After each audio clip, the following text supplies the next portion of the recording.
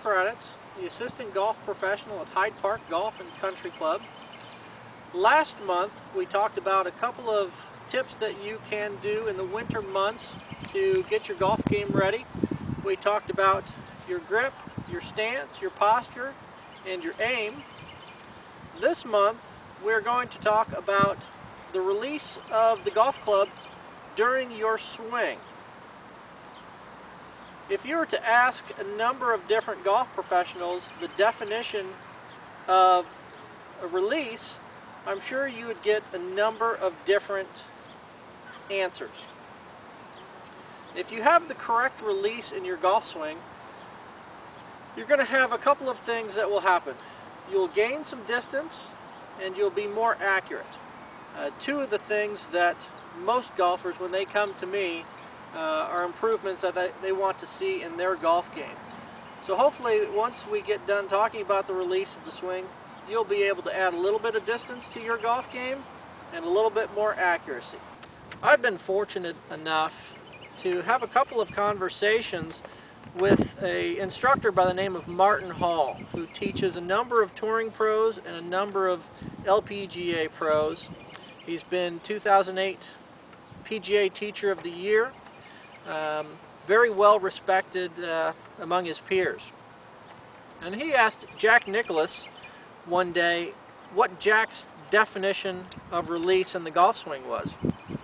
And Jack's definition was immediately after impact in the golf swing, Jack wanted the toe of the club to be as far away from his left shoulder. And after I thought about that answer, I could not agree more with Jack's definition on release. And here's why.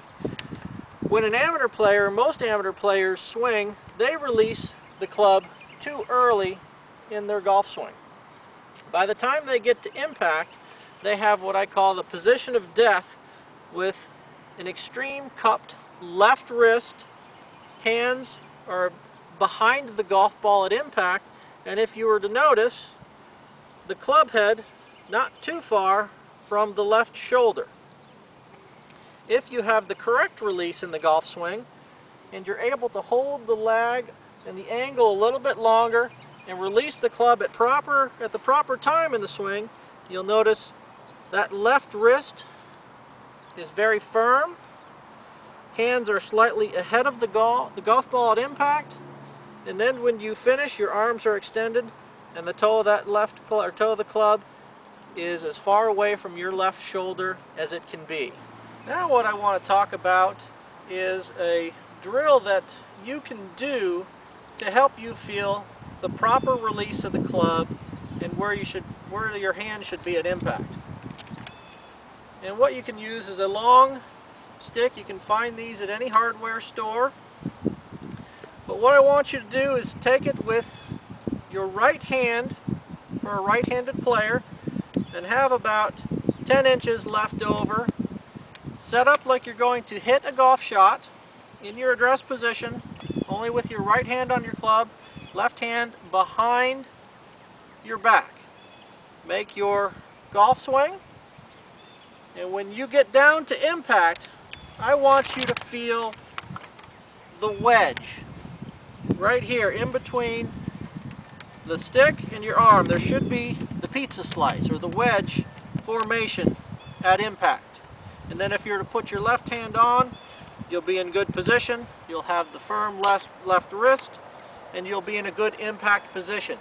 If you have an early release during this drill, you make your swing and your early release happens, you will not see that wedge.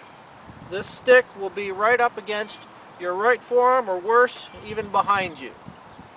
So when you do this drill, you want to make your swing,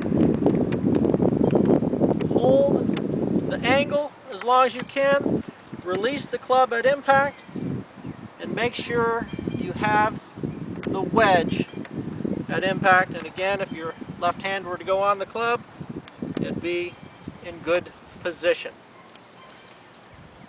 If you want to work on the release of your golf swing or any other swings that you may have in your golf game, please feel free to contact me anytime at Hyde Park Golf Shop.